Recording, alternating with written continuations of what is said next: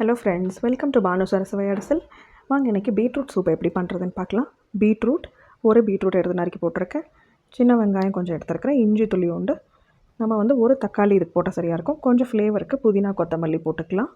இதெல்லாம் போட்டுட்டு ஜீரகம் கொஞ்சம் போட்டுட்டு நம்ம தண்ணி ஊற்றி கொஞ்சம் தேவையான அளவு உப்பு மிளகும் கொஞ்சம் போட்டு நம்ம ஒரு 3 விசில் வச்சு நம்ம குக்கரில் வேக வச்சு எடுத்துக்கலாம். இதுக்கு நான் ஒரு 1.5 டம்ளர் மட்டும் தண்ணி வச்சுக்கிட்டேன். நம்மளுக்கு எந்த அளவுக்கு தண்ணி தேவையோ அந்த அளவுக்கு வச்சுக்கிட்டா போதும். ரொம்பவும் வேண்டாம். காய்க்கு தகுந்த மாதிரி நம்ம தண்ணி வச்சாலே போதும்.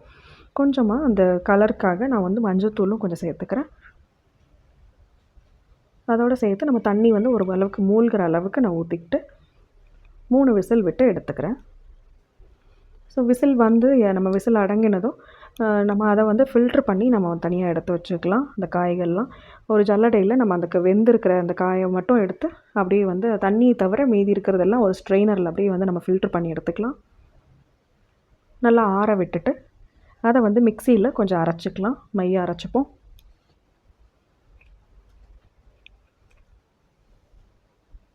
இந்த அளவுக்கு நல்லா மையாக அரைச்சிட்டு இதை அதை தண்ணி மீதி நிறுத்தி வச்சுருக்குறோம் இல்லையா, அந்த தண்ணியில் போட்டு ஜஸ்ட் ஒரு கொதி விட்டு நம்ம எடுத்து வச்சோம் அப்படின்னா நம்மளுக்கு பீட்ரூட் சூப் ரெடிங்க. இது ரொம்ப ஹீமோக்ளோபின், அதாவது பிளட் லெவல் இன்க்ரீஸ் ஆகும், ஹீமோக்ளோபின் கவுண்ட் இன்க்ரீஸ் ஆகும். ஸோ இதை நம்ம ரெகுலராக சேர்த்துக்கிட்டோம்னா நல்ல இம்யூனிட்டி பவர் கிடைக்கும். நீங்கள் இதை பீட்ரூட் சூப் நம்மளுக்கு ஒரு ஸ்டடீஸ்லேயோ இல்லை எந்த ஜாப்லேயோ நம்ம ஃபோக்கஸ்டாக நம்ம எந்த வேலை செஞ்சாலுமே ஃபோக்கஸ்டாக இருக்கிறதுக்கு ஹெல்ப் பண்ணும். செஞ்சு பார்த்துட்டு எப்படி இருக்குன்னு சொல்லுங்கள். தேங்க்யூ.